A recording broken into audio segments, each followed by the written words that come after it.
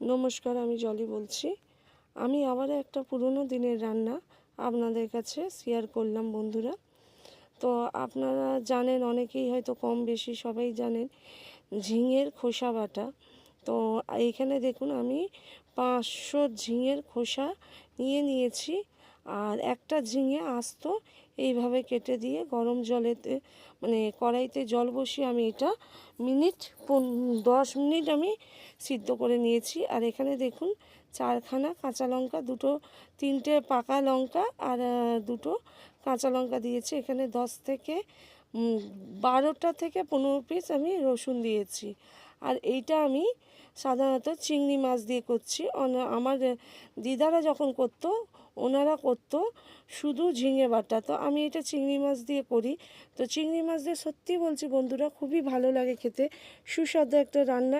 এক তরকারি দিয়েই খাওয়া হয়ে যাবে। এই চিংড়ি দিয়ে ঝিঙের খোসা বাটা দিয়েই আমাদের খাওয়া হয়ে যায়, এক নিচে এক থালা ভাত।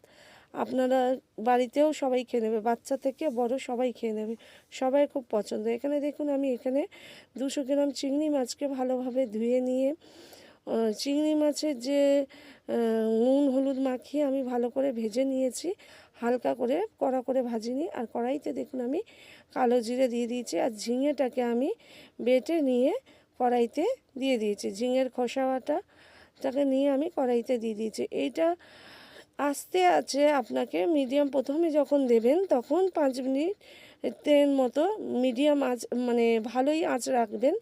আর তারপরে 5 মিনিটের পরে নুন হলুদ চিনি দিয়ে দেওয়ার পরে এইটাকে একদম আস্তে আছে 15 মিনিট থেকে 17 মিনিট আপনার লাগবে এই রান্নাটা। যতটা ধৈর্য ধরে করবেন ততটাই খেতে খুব ভালো লাগবে। তো আপনারা এইভাবে বাড়িতে বানিয়ে খাবেন। এটা আমার দিদার রেসিপি, তো আমি এইভাবেই বানিয়েছি। তো দেখুন এখানে, আর দেখুন এখন জল বেরোচ্ছে। জলটা যতক্ষণ না শুকিয়ে যাবে ততক্ষণ আপনার পারফেক্ট রান্নাটা হবে না। এখানে দেখুন ভাজতে দেখুন আমি এখানে একটা কাঁচা লঙ্কা দিলাম। কেন আস্ত? এখানে আমি 5খানা কাঁচা লঙ্কা দিয়েছি বলে সেই জন্য এটা আমি আস্ত আপনার একটা কাঁচা লঙ্কা ভেঙে দিয়েছি মাঝখান দিয়ে। দেখুন ভাজতে কেমনি কালার চেঞ্জ হয়েছে। আর উপর থেকে আমি একটু সর্ষের তেল দিলাম। তো সর্ষের তেল দিলে আরও মানে মানে ঝিঙে বাটাটা আরও টেস্টি হয়ে যায়।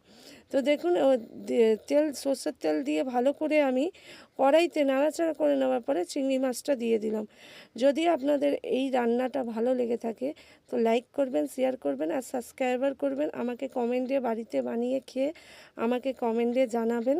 আবারও একটা রান্না নিয়ে আপনাদের কাছে আমি উপস্থিত হব। এই রান্নাটা আপনারাও একবার হলে বাড়িতে বন্ধুরা বানিয়ে খাবেন। বাচ্চা থেকে বড় সবাই আপনার থেকে চেয়ে খাবে। যারা এই রান্নাটা বানাননি তারা একবার হলেও বাড়িতে বানিয়ে খাবেন। শুভরাত্রি। আবারও রান্না নিয়ে